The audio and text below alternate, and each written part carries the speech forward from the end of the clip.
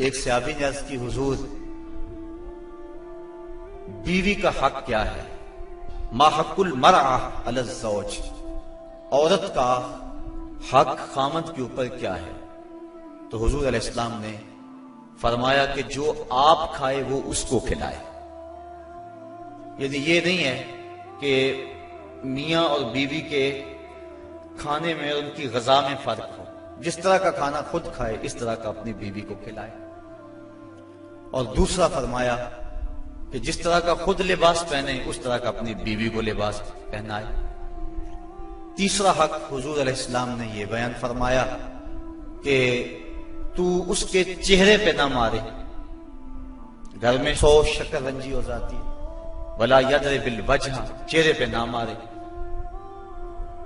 آقا کریم علیہ السلام نے فرمایا لا تضربوا اماء اللہ، اللہ کی لونڈیوں کو مارو نہ، منع فرمایا گیا۔ بعض مرد اپنی حاکمیت جگانے کے لیے، اپنے تغلب کو ظاہر کرنے کے لیے عورت پر تشدد کرتے ہیں اور سمجھتے ہیں کہ یہ ہم نے بڑی بہادری کی ہے۔ یہ کوئی اچھا کام نہیں ہے وہ جو اس نے کیا ہے، شریعت نے روکا ہے، منع کیا ہے۔ عورت مارنے سے درست نہیں ہوگی بلکہ معاملہ اور خراب ہو جائے گا۔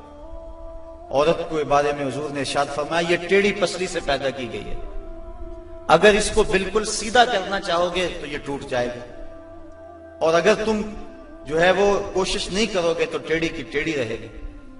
اس لیے اس کی اصلاح کی کوشش بھی کرو، لیکن یہ تصور کہ بالکل درست ہو جائے۔ عورت کی کچھ چیزیں عورت کا حسن ہے۔ اللہ تعالیٰ نے قرآن مجید کے اندر ارشاد فرمایا کہ وہ لوگ جو محسن اور غافل عورتوں کے اوپر تہمت لگاتے ہیں، تو محسنات الغافلات اللہ تعالیٰ جل شانہ نے یہ عورت کا حسن شمار کیا ہے، عورت کی خوبی بیان فرمائی ہے، غافل ہونا۔ مرد بڑا زمانے ساز ہو تو یہ اس کا حسن ہے، لیکن عورت بھولی بالی ہو، صرف امور خانہ داری کو جانتی ہو، باہر کے معاملات کو نہ جانتی ہو، یہ عورت کا حسن ہے۔ تو یہ لازمی نہیں ہے کہ عورت بھی مرد کی طرح تیز ہو۔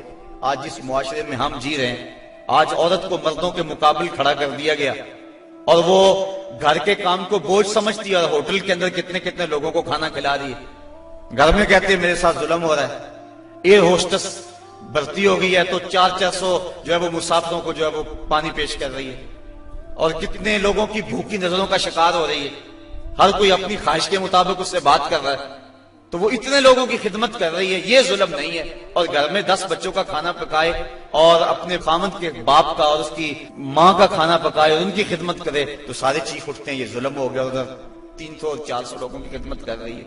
یہ عجیب سا ماحول ہے۔ تو عورت کی کچھ چیزیں جو ہیں وہ اس کا حسن ہے، اور وہی اس کی زندگی کا نکھار ہے، اور وہی اس کی خوبی ہے۔ تو اللہ تعالیٰ نے قرآن مجید کے اندر غافلات کا لفظ عورت کی خوبیوں کو شمار کرتے ہوئے بیان فرمایا۔ تو یہ چونکہ پسلی ٹیڑھی رہے تو پسلی کے ٹیڑھا ہونے میں بھی ایک حسن ہے، اگر سیدھی ہو جائے تو حسن زائل ہو جائے گا، اس لیے فرمایا کہ یہ ٹیڑھی پسلی سے پیدا کی گئی ہے، تو یہ بالکل سیدھی بھی نہیں ہو سکتی ہے، اس کی ناقص العقل ہے، اس کے اندر کچھ کمی ہے۔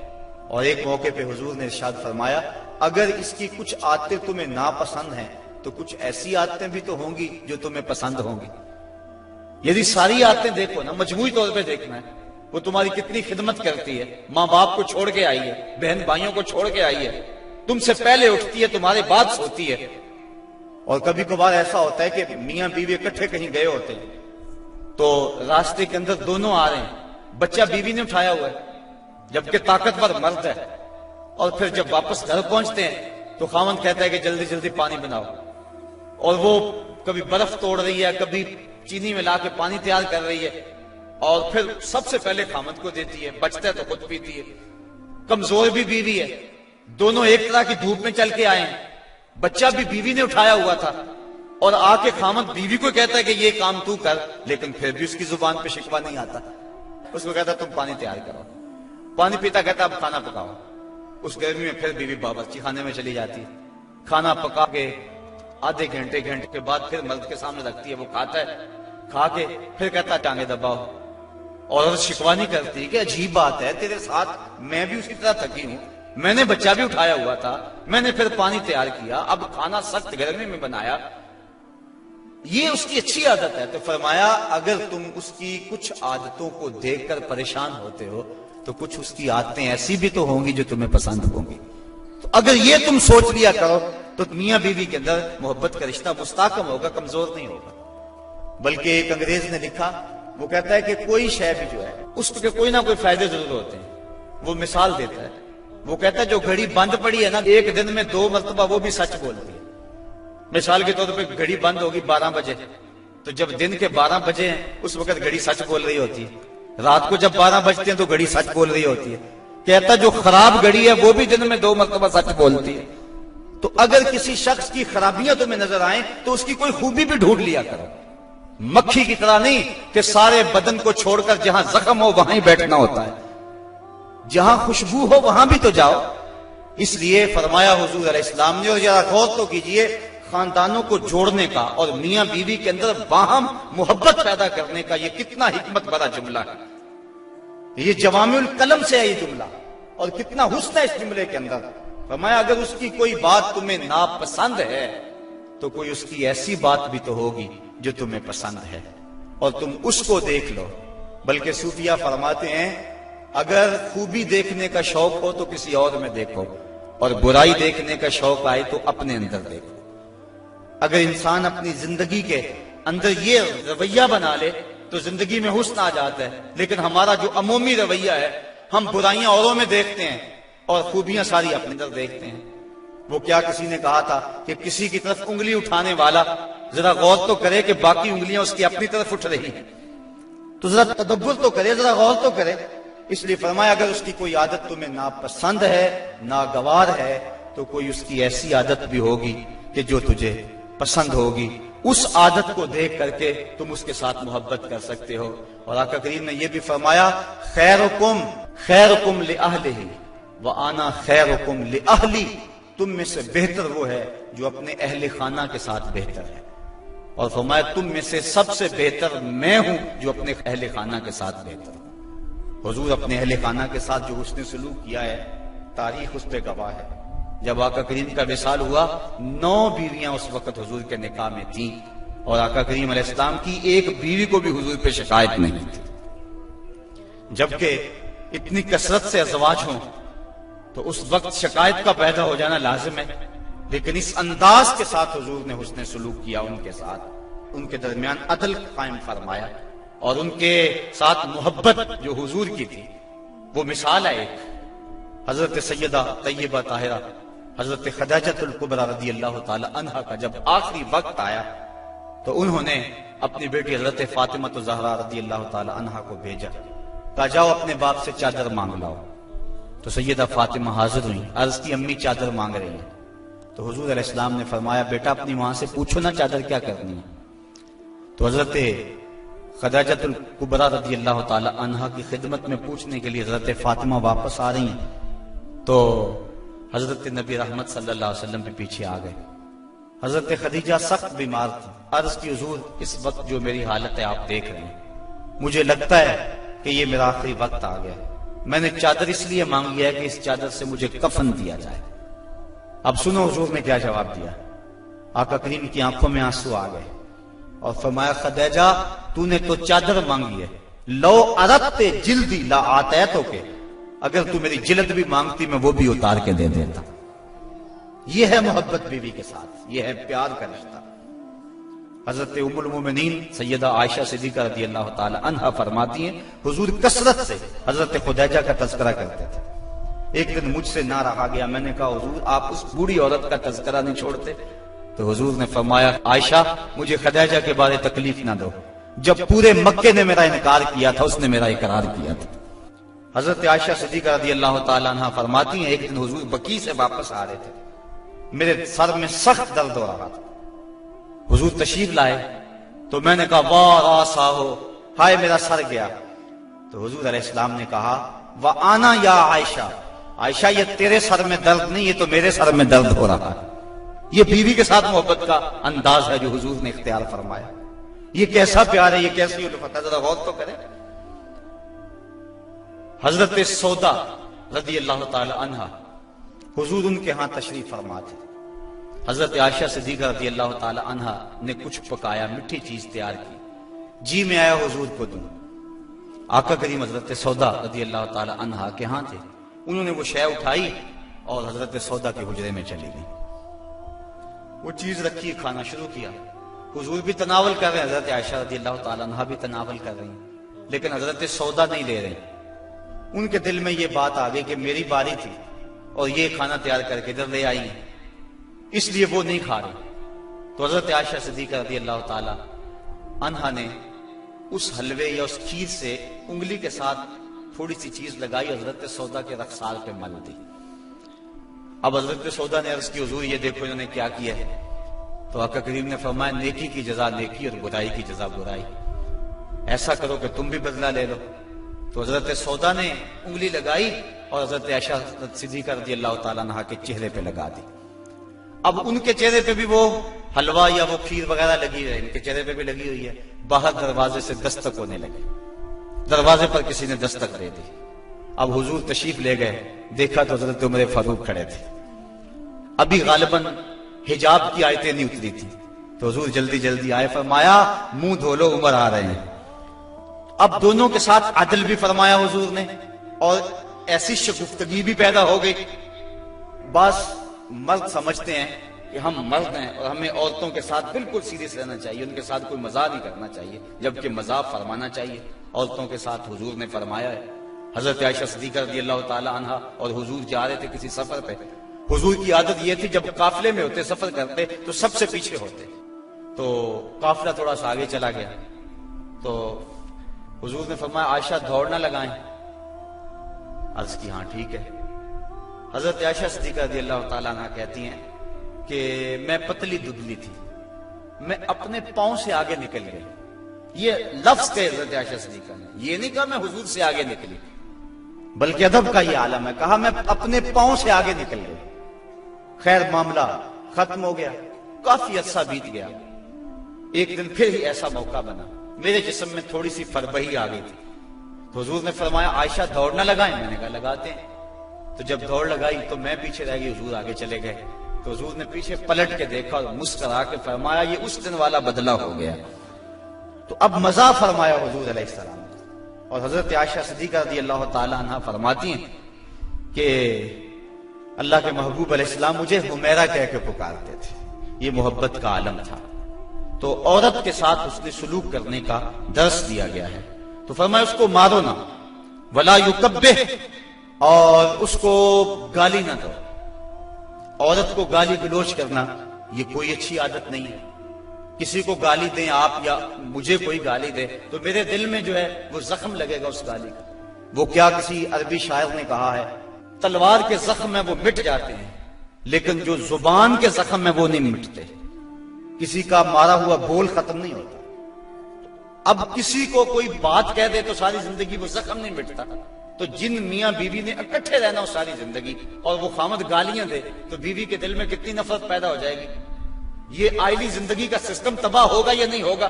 اس لیے حضور نے فرمایا کہ چوتھا حق یہ ہے کہ وہ گالی نہ دے، اور پانچواں حق یہ بیان فرمایا حضور نے وَلَا يَحْجُرْ إِلَّا فِي الْبَيْتِ۔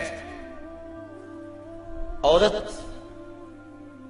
کی کوئی عادت ناپسند ہے یا کوئی ایسا معاملہ ہو گیا تو حکم ہے پہلے اسے سمجھاؤ، اگر وہ سمجھتی نہیں ہے تو پھر حکم ہے کہ اس کا بستر الگ کر دو۔ اب علماء نے اس کے ساتھ بھی شرط لگائی ہے، بستر الگ کرنے کا یہ مفہوم نہیں ہے کہ اس سے بول چال چھوڑ دو، اگر بول چال چھوڑ دو کہ بچوں پہ اثر پڑے گا۔ بستر کو الگ کرنا یہ تمہارے میاں بیوی کا معاملہ ہے، بچوں کو پتہ نہ چلے، بچوں کی تربیت خراب ہو جائے گی اگر تم اس سے جو ہے وہ ایسا الجھاؤ پیدا کر لو گے۔ اور پھر کہا کہ فی البیت، اس کو الگ گھر میں کرو، اس کو میکے نہ بھیجو، اگر میکے بھیجو گے تو اس کے والدین کو تکلیف ہوگی، تو تمہارے دو خاندانوں کے اندر فساد بپا ہوگا۔ کیسی حکمت بھرے جملے ہیں۔ فرمایا ایک تو اس کو جدا کرو، دوسرا گھر کے اندر کرو، کسی تیسرے کو کانوں کان خبر نہ ہو، اور عورت جو ہے وہ تمہاری جدائی برداشت نہیں کر سکے، کیونکہ عورت کی فطرت اور ضرورت ہے مرد، وہ مرد کو دیکھ کر تسکین پاتی ہے، اور مرد کا چہرہ اجڑ جائے تو گھر اس کو کھانے کو آتا ہے، گھر میں اسے سکون ہی ملے گا، ہر طرح کی دولت و آسودگی ہو لیکن خامد کا چہرہ سیدھا نہ ہو، تو عورت کو سکون ہی نہیں ملے گا. اس لیے فرمایا کہ تم مجھ سے ناراض ہو جاؤ، بگڑ جاؤ، لیکن گھر کے اندر بستر سے الگ ہو جا، الگ سونا شروع کر دو، لیکن گھر کے اندر، تاکہ بچوں کے حالات پر بھی فرق نہ آئے اور تمہارے خاندانوں کے اندر بھی تفریق نہ پڑے. تو کہا یہ حق ہیں عورت کے مرد کے ذمے. اب ذرا ان پہ بار بار غور کریں. فرمایا جو خود کھاتے ہو انہیں کھلاؤ، جو خود پہنتے ہو انہیں پہناؤ، اور چہرے پر نہ مارو، اور فرمایا ان کے بستر الگ کر دو اور ان کو گالی نہ دو. یہ حضور علیہ السلام نے عورت کے حق بیان فرمائے. اور پھر حضور نبی رحمت صلی اللہ علیہ وآلہ وسلم نے یہ بھی ارشاد فرمایا اکمل المؤمنین ایمانا احسنهم خلقا وخیارکم خیارکم لأہلہ. فرمایا تم میں سے کامل ایمان اس شخص کا ہے جس کے اخلاق اچھے ہیں، خلق اچھا ہے، جس کا منہ میٹھا ہے، جس کی بولی ٹھیک ہے. وہ کیا کسی نے کہا تھا لہجے میں اگر رس ہو تو دو بول بہت ہے. انسان کو رہتی ہے محبت کی زبان یاد، انسان کو محبت کی بولی یاد رہتی ہے. تو کہا کہ جس کا خلق اچھا، اور دوسرا فرمایا جو اپنے اہل خانہ کے ساتھ ٹھیک ہے. سارے زمانے سے ٹھیک ہے، گھر والوں سے ٹھیک نہیں ہے، تو پھر کیسے زندگی میں سکون آئے گا، طمانینت آئے گا، کیسے چین آئے گا؟ تو تم میں سے بہتر وہ ہے جو اپنے گھر والوں کے ساتھ بہتر ہے. اور ابھی روایت میں نے آپ کے سامنے رکھی جس میں حضور نے فرمایا کہ میں تم میں سے سب سے زیادہ اپنے گھر والوں کے ساتھ حسن سلوک کرنے والا ہوں اور اچھائی کرنے والا ہوں. تو یہ حکم دیا گیا کہ وہ اچھے انداز کے ساتھ اپنی بیوی کے ساتھ حسن سلوک کرے، اس کو جو ہے وہ مکروہ نہ جانے اور اس کو برا نہ کہے، اس کو گالی نہ دے. دوسری طرف عورت کو کہا الرجال قوامون علی النساء، مرد عورتوں پر قوام ہیں، حاکم ہیں، امیر ہیں. یہ اس لیے فرمایا گیا کہ اگر دونوں رائے دیں اور شریعت فیصلہ نہ دے کہ کس کی رائے مقدم ہوگی، رائے میں اختلاف بھی ہو سکتا ہے، تو پھر آئلی سسٹم پھر بھی تباہ ہوگا.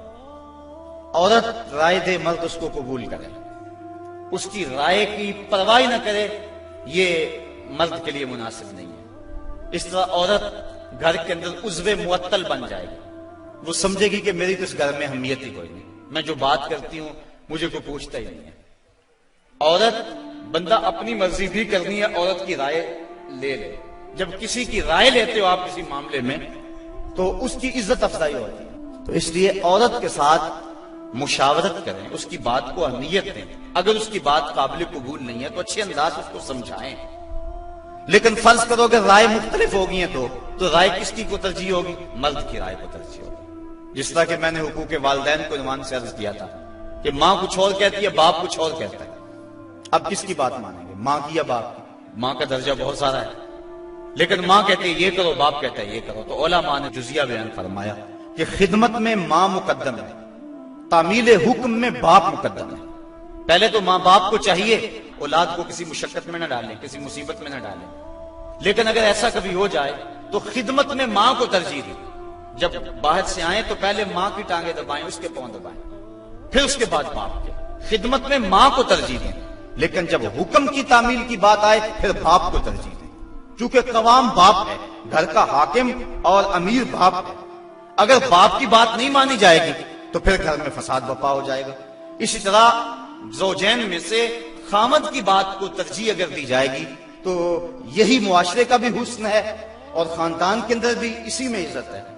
اگر خامد کچھ اور کہتا ہے، بیوی کچھ اور کہتی ہے، بات بیوی کی مان لی جائے تو گھر میں تو مصیبت بن گئی. خامد کو کوسنے دیں گی اس کی بہنیں بھی، اس کے بھائی بھی، اس کی ماں بھی کہے گی، باپ بھی کہے یہ بیوی کے پیچھے لگ گیا. لیکن اگر بیوی خامد کے پیچھے لگ جائے تو یہ بیوی کے لیے حسن ہے. مرد کا بیوی کی اطاعت کرنا یہ مرد کے لیے حسن نہیں ہے، لیکن بیوی کا مرد کے پیچھے لگ جانا اور اس کی بات کو مان لینا یہ جو ہے وہ حسن ہے بیوی کے لیے، اور یہ اس کی اطاعت کے زمرے میں آتا ہے. تو مرد حاکم بنایا گیا ہے، لیکن حاکم کا یہ مطلب بھی مرد نہ سمجھے کہ وہ جب چاہے عورت کو مارنا شروع کر دے، اس کو غلام سمجھے اور اس کی اہمیت ہی نہ سمجھے، بلکہ عورت کو برابر مشاورت میں شریک رکھے. جس طرح مرد عورت پہ ناراض ہو جاتا ہے، عورت کو بھی حق ہے کہ وہ مرد پہ ناراض ہو جائے کسی معاملے میں، اور جس طرح عورت مرد کو مناتی ہے، مرد بھی اپنی بیوی کو منا سکتا ہے، راضی کر سکتا ہے، اس میں کوئی حرج نہیں ہے، چونکہ گھر میں شکنجی ہو سکتی ہے۔ بخاری شریف میں روایت موجود ہے، حضور نبی رحمت صلی اللہ علیہ وسلم نے ارشاد فرمایا، عائشہ جب تم ناراض ہوتے ہو مجھے پتہ چل جاتا ہے۔ عرض کی حضور کیسے؟ فرمایا جب تم راضی ہوتی ہو اس وقت کوئی بات ہو تو قسم اٹھاتی تو کہتی ہو برب محمد، مجھے محمد کے رب کی قسم، اور جب تم ناراض ہوتی ہو اور کوئی بات ہو تو قسم اٹھاتی ہو تو کہتی ہو برب ابراہیم، مجھے ابراہیم کے رب کی قسم ہے۔ تو مجھے پتا چل جاتا ہے کہ اب تم ناراض ہو اور اب تم راضی ہو۔ تو جب حضرت عائشہ صدیقہ رضی اللہ تعالیٰ عنہا نے یہ بات سنی تو کہا ما احجرو الا اسمک، حضور میں صرف آپ کا نام ہی چھوڑتی ہوں، دل میں تو آپ ہی ہوتے ہیں، دل میں تو آپ ہی کے ڈیرے ہیں اور آپ ہی کے بسیرے۔ تو یہ اسلام نے ہمیں کیسا روشن راستہ دیا، اور حضور کی سیرت اور حضور کا عمل ہمارے سامنے۔ تو میاں بیوی کے اندر وہاں شکر رنجی ہو سکتی ہے، تو اس کے اندر جو ہے ایک فریق ناراض ہو گیا تو دوسرا راضی کر لے، دوسرا ناراض ہو گیا تو پہلا راضی کر لے۔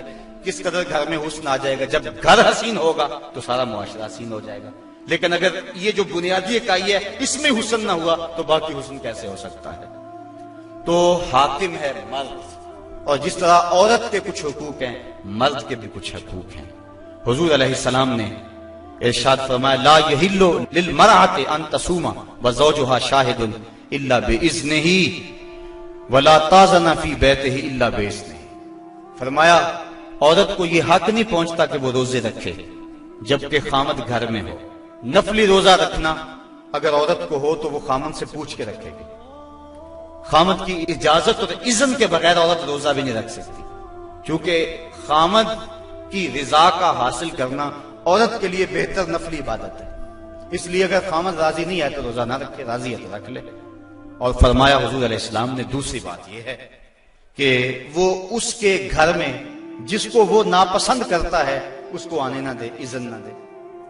اور ایک حدیث کے اندر یہ لفظ ہیں کہ حضور علیہ السلام نے ارشاد فرمایا کہ وہ خامند کے بستر کو روندنے نہ دے، یعنی خامند جس بستر پہ بیٹھتا ہے، سوتا ہے، آرام کرتا ہے، اس بستر پہ کسی کو نہ چڑھنے دے۔ اور اس پر حضرت ام حبیبہ رضی اللہ تعالی عنہا کا عمل ہمارے سامنے ہے۔ یہ ابو سفیان کی بیٹی ہیں، اور حضور پر حضرت ام حبیبہ ایمان لے آتی ہیں، ان کا شوہر بھی ایمان لے آتا ہے۔ جب ہجرت حبشہ ہوئی تو یہ دونوں میاں بیوی حبشہ کی طرف ہجرت کر گئے۔ کچھ عرصہ وہاں گزرا، ایک دن حضرت ام حبیبہ سوئی تو خواب دیکھا ہے کہ میرے خامد کا چہرہ بدل گیا ہے، تو سخت پریشان ہوئی۔ صبح اٹھی تو پتہ چلا کہ خامد عیسائی ہو گیا، کسی عیسائی کے پاس بیٹھنا اٹھنا تھا تو اس نے اپنا دین بدل لیا۔ تو حضرت ام حبیبہ رضی اللہ تعالیٰ عنہ الگ ہو گئی۔ کچھ عرصے کے بعد خامد بھی فوت ہو گیا۔ اب وہاں پردیس میں سارے جہان کو چھوڑ کر وہاں گھر بس آیا تھا، تو وہاں وہ تنہا ہو گئی، تو سخت پریشان تھی۔ آقا کریم علیہ السلام نے حبشہ کے حکمران نجاشی کے ذریعے حضرت ام حبیبہ رضی اللہ تعالی عنہا کو پیغام نکاح بھیجا۔ نجاشی نے ایک لونڈی بھیجی کہ جا کے ام حبیبہ کو کہو کہ اللہ کے نبی تم سے نکاح کرنا چاہتے ہیں۔ اب حضرت ام حبیبہ کی زبانی اگلی کہانی سنیے۔ کہتی میں گھر میں بیٹھی ہوئی تھی کہ باہر دروازے پہ دستک ہوئی، میں نے دروازہ کھولا تو ایک خاتون کھڑی تھی، میں نے اس کو بٹھایا تو وہ کہنے لگی میں نجاشی کی سمت سے آئی ہوں، اللہ کے محبوب صلی اللہ علیہ وسلم نے تجھے نکاح کا پیغام بھیجا ہے۔ کہتی ہیں ایک لمحے کے لیے تو میں حیران ہوئی، اور پھر میری خوشی کی انتہا نہ رہی، اور گھر کے اندر جو کچھ موجود تھا اس وقت میرے پاس، میں نے سب کچھ بطور انعام اس لونڈی کو دے دیا۔ میں نے کہا میرے مقدر کے حضور کے نکاح میں آؤں۔ پھر اللہ کے محبوب علیہ السلام نے ان سے نکاح کر لیا، وہ مدینہ تشریف لے آئیں۔ ابو سفیان ان کو ملنے کے لیے مدینہ پہنچے، حضور علیہ السلام کی چارپائی بچھی ہوئی تھی، تو یہ جا کے بیٹھنے لگے تو انہوں نے بستر لپیٹ لیا۔ تو ابو سفیان کہنے لگا رملہ تمہیں کیا ہو گیا، یہ بستر میرے قابل نہیں سمجھتی ہو یا مجھے بستر کے قابل نہیں سمجھتی ہو؟ تو حضرت ام حبیبہ کہنے لگی کہ یہ بستر اللہ کے رسول کا ہے، اور میں نہیں پسند کرتی کہ اس کے اوپر کوئی مشرک بیٹھے۔ تو کہنے لگا ابو سفیان کہ تم بڑا بدل گئی ہو۔ پھر اللہ تعالیٰ نے ان کو بھی اسلام کی بہاریں عطا فرما دی۔ تو یہ حق ہے خامند کا بیوی کے اوپر کہ خامند کے بستر کے اوپر کسی کو نہ بیٹھنے دے۔ اللہ کے محبوب علیہ السلام نے فرمایا ایما امرأۃ ماتت وزوجها عنها راض دخلت الجنہ، وہ عورت جو اس حال میں مری کہ اس کا خامند اس پہ راضی تھا، فرمایا وہ عورت سیدھی جنت میں جائے گی۔ اور ایک روایت میں ایسا ہے کہ 4 شخص ایسے ہیں کہ جن کو جنت میں جانے میں کوئی رکاوٹ نہیں ہوگی۔ ان میں سے ایک وہ شخص جس نے اپنے والدین کی خدمت کی اور والدین اس پہ راضی ہوئے۔ دوسرا وہ شخص جس کے بال بچے زیادہ تھے، ذرائع آمدنی تھوڑے تھے، لیکن اس نے بچوں کے پیٹ میں حرام کا ایک لقمہ بھی نہیں جانے دیا۔ تیسرا وہ شخص جس نے ایسی پکی توبہ کی، گناہوں کی طرف دوبارہ پلٹنا اس کے لیے اتنا ہی مشکل ہے جس طرح تھنوں سے نکلے ہوئے دودھ کو واپس کیا جائے۔ اور چوتھی وہ خاتون کہ جس نے اپنی ساری محبتیں اپنے خامند پہ نچھاور کر دی اور اس حال میں فوت ہوئی کہ اس کا خامند اس پہ راضی تھا، فرمایا ان 4 کو جنت میں جانے سے کوئی بھی نہیں روک سکتا۔ تو عورت کی جنت مرد ہے، اگر وہ مرد کو راضی کر دے گی تو جنت کی راہوں کی مسافر ہے، اور اگر وہ اپنے شوہر کو راضی نہیں کر پاتی تو اللہ کے محبوب علیہ السلام نے فرمایا میں نے کثرت کے ساتھ عورتوں کو دوزخ میں دیکھا ہے۔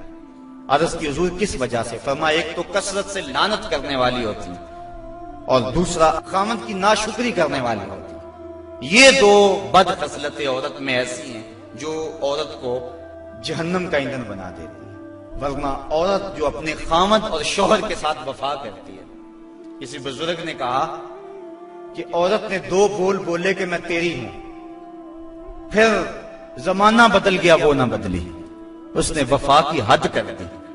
تو وہ بزرگ کہتے جس طرح عورت نے وفا کی حد کر دی، اگر بندہ اپنے رب سے حد کر دے یوں وفا کی تو اللہ کتنا کرم اس کے اوپر فرمائے۔ اب عورت دکھ بھی سہتی ہے، تکلیفیں بھی سہتی ہے، لیکن اپنے اس قول سے نہیں پھرتی، بدلتی نہیں ہے۔ اس کی آرزو یہ ہوتی ہے اس گھر میں سرخ جوڑا پہن کے آئی تھی، سفید لباس لے کر نکلوں اس گھر سے، یہ اس کی آرزو ہوتی ہے۔ اور کسی عورت کی یہ خوش قسمتی ہے۔ تو عورت اگر اپنے خامند کو راضی رکھتی ہے تو وہ جنت کی مسافرہ ہے، لیکن اگر اپنے خامند کو ناراض کر دیتی ہے تو وہ جنت کی خوشبو بھی نہیں پائے گی۔ اس حال میں مرے کہ اس کا شوہر اس سے راضی ہو جائے۔ اللہ اکبر۔ اللہ کے محبوب علیہ السلام نے مردوں کو عورتوں کے ساتھ اور عورتوں کو مردوں کے ساتھ حسن سلوک کرنے کی تلقین ارشاد فرمائی، اور آقا کریم نے جو آخری وصیت اپنی امت کو کی، اس کے بعد حضور علیہ السلام کا وصال ہو گیا، اس کے بعد کوئی وصیت نہیں ہے حضور کی زبان سے جو نکلی ہو۔ فرمایا لوگوں میں تمہیں 2 چیزوں کی وصیت کرتا ہوں، ایک الصلاۃ نماز یعنی نماز کو نہ چھوڑنا، اور دوسری وصیت یہ تھی کہ میں 2 کمزوروں کے بارے میں تمہیں اللہ سے ڈراتا ہوں، ایک غلام اور دوسری تمہاری بیویاں۔ ان 2 کمزوروں کے بارے تمہیں اللہ سے ڈراتا ہوں، ان پہ ظلم نہ کرنا، انہوں نے بھاگ تو جانا نہیں ہے، گھر سے نکل تو جانا نہیں ہے، تو ان پہ ظلم کرو گے تو یہ دکھی ہو جائیں گے۔ تو آقا کریم علیہ السلام نے فرمایا ان 2 کمزوروں کے بارے میں تمہیں اللہ سے ڈراتا ہوں۔ بلکہ اس قدر حضور نے عورتوں کی نزاکت کا لحاظ رکھا، ایک سفر پہ تھے، ایک شخص اونٹوں کو ہانک رہا تھا، اس کا نام تھا انجشا، تو وہ جلدی اونٹوں کو نا ہانکنے کی کوشش کر رہا تھا تاکہ جلدی پہنچ جائے۔ تو آقا کریم نے فرمایا انجشا آہستہ، فرمایا یہ جو اونٹوں کے اوپر عورتیں بیٹھی ان کی طرف اشارہ کر کے کہا یہ نازک آبگینے ہیں، کہیں ٹوٹ نہ جائیں۔ عورتوں کو نازک آبگینے قرار دیا۔ آج ہمارے معاشرے کے اندر گھروں میں جو جنگ و جدل کا ماحول ہوتا ہے اور عورتوں کے ساتھ جو سلوک کیا جاتا ہے، بتاؤ یہ نازک آبگینے سلامت رہ سکتے ہیں؟ حضور نے تو فرمایا انجشا اپنے اونٹوں کی رفتار کو کم کرو، کہیں یہ نازک آبگینے نہ ٹوٹ جائیں۔ اور پھر سنو حضور نے کیا فرمایا، حبب الیہ من دنیاکم ثلاث، لوگوں تمہاری دنیا سے مجھے صرف 3 چیزیں پسند ہیں، رنگ و نور سے سجی ہوئی یہ کائنات تمہیں مبارک ہو، یہ بزم کواکب کا نور، یہ افلاک، یہ زمین، یہ لہلہاتے ہوئے سبزے، یہ کائنات کا حسن، یہ کوثے قضا کی رنگینیاں، یہ بہاروں کے رنگ، یہ پربتوں کی کتاریں، یہ مرغن غذائیں، یہ انواع اقسام کے پھل، زندگی کا سارا حسن، یہ موسموں کا نور اور روشنی، سب کچھ تمہیں مبارک ہو۔ فرمایا مجھے تو صرف تمہاری دنیا سے صرف 3 چیزیں پسند ہیں۔ یہ نہیں کہا میری دنیا سے، کہا تمہاری دنیا سے۔ بلکہ ایک حدیث کے لفظ حضور نے یوں فرمایا کہ میری مثال ایسے ہے تمہاری دنیا کے ساتھ جس طرح کوئی مسافر گزر رہا ہو اور راستے میں کوئی درخت ہو اور وہ چند لمحوں کے لیے اس کی چھاؤں میں بیٹھ جائے۔ تو کہا میں تو چند لمحوں کے لیے رکا ہوں، اور رک کے ایک ایک لمحہ انسان کو زندگی گزارنے کا راستہ بتا گئے ہیں۔ چند لمحوں کے لیے وہ ٹھہرے ہیں جس پیڑ کے نیچے، سنا ہے آج تک اس پیڑ کا سایہ مہکتا ہے، آج تک وہاں روشنیاں پھیلی ہوئی ہیں۔ تو کہا حب الیہ من دنیاکم ثلاث، مجھے تمہاری دنیا سے صرف 3 چیزیں پسند ہیں، الطیب والنساء وجعلت قرۃ عینی فی الصلاۃ، ایک خوشبو، دوسری منکوحہ عورتیں، اور تیسری میری آنکھوں کی ٹھنڈک نماز میں رکھی گئی ہے۔ تو صاحبو، میرے اور آپ کے آقا و مولا حضور نبی رحمت صلی اللہ علیہ وآلہ وسلم نے یہی ہمیں وصیتیں کی، عورتوں کے ساتھ اس نے سلوک کرنے کا، اور عورتوں کو حکم دیا کہ تم اپنے خامند کے ساتھ اس نے سلوک کرو، بلکہ فرمایا کہ اگر اللہ کے علاوہ کسی کو سجدہ جائز ہوتا تو میں بیوی کو حکم دیتا کہ وہ اپنے خامند کو سجدہ کیا کرے۔ عورت کو یہ بھی اذن نہیں ہے کہ وہ مرد کی اجازت کے بغیر گھر سے نکلے۔ اگر مرد پابند کرنا چاہے، عورت کو ہمت نہیں ہے کہ نکلے، شریعت نے منع کیا۔ بلکہ حضور نے ارشاد فرمایا جب کوئی عورت مرد کی رضا اور اذن کے بغیر گھر سے باہر نکلتی ہے تو آسمانوں کے سارے فرشتے اس عورت پہ لعنتیں نازل کرتے ہیں، اور پھر جب وہ گزرتی ہے جن راہوں سے، انسانوں اور جنوں کے علاوہ باقی ہر درخت، ہر پتھر، ہر شے جو راستے میں آتی ہے اس عورت پہ لعنت بھیجتا ہے۔ تو عورت کو مرد کے اذن کے بغیر گھر سے نکلنے سے روکا گیا۔ اس کو کہا کہ تو گھر میں ٹھہری رہنا، تیری یہ وفا کا تقاضا ہے۔ اور دوسرے مرد کو حکم دیا گیا کہ تو نے اس کا خیال رکھنا ہے، جو خود کھائے اس کو کھلائے، جو خود پہنے اس کو پہنائے، اگر کوئی نوبت تکرار اور لڑائی کی آ جائے اس کے چہرے پہ نہیں مارنا۔ بعض علماء نے کہا کہ اگر مارنا ناگزیر ہو جائے، جس طرح کہ سورہ نساء میں اللہ تعالیٰ نے فرمایا کہ اگر ان سے کوئی ایسا کام سرزد ہو جائے تو پھر ان کو مار لو، تو اس کی شرط لگائی کہ مار علم والی نہ ہو بلکہ اس سے ذہنی تکلیف کو جانا مقصود ہو۔ اور بعض نے کہا کہ مسواک کی مقدار کے اندر روئی لے کر اس روئی کا ایک ڈنڈا بنایا جائے اور روئی اس عورت کو ماری جائے۔ اب بتاؤ، روئی کے ڈنڈے مارنے سے عورت کو کوئی تکلیف ہوگی؟ یا سلحانہ پکڑ کے اس کو مارو گے تو کوئی تکلیف ہوگی؟ تو مقصد عورت کے اوپر مرد نے اپنے غصے کو نکالنا ہے، ورنہ یہ ایک ایسا نازک آپ گینا ہے کہ اگر تم ڈنڈوں سے مارنے لگو گے، ٹھڈوں سے مارو گے اور زبان سے گالیاں دے گے تو یہ مقدس رشتہ اور یہ نازک آپ گینا ٹوٹ جائے گا اور گھر کا ماحول خراب ہو جائے گا۔ وہی میاں بیوی کامیاب زندگی گزارتے ہیں اور انہی کی اولادیں درست ہوتی ہیں جو ان چیزوں کا لحاظ اور خیال رکھ کے محمد عربی کی سنت سیرت پہ عمل کرتے ہیں، اور جنہوں نے اپنے گھر کو جنگ کے نقشے میں بدلا ہوا ہوتا ہے۔ وقتی طور پہ وہ روب جھاڑ بھی لیں لیکن ان کی زندگی کے اندر حسن اور طمانیت نہیں ہوتا۔ تو آج میں نے اس نشست کے اندر یہ چند باتیں آپ کے سامنے رکھیں۔ اللہ تعالیٰ جل شانہ کی بارگاہ میں دعا ہے کہ مجھے اور آپ کو رسول کریم کے بتائے ہوئے راستوں پر چلنے کی توفیق عطا فرمائے، اور حضور نے جس طرح اپنی ازواج کے ساتھ حسن سلوک کیا ہے اس طرح ہمیں حضور کے نقوش پا کی برکتیں عطا فرمائے اور زندگی کا حسن ہمیں عطا فرما دے۔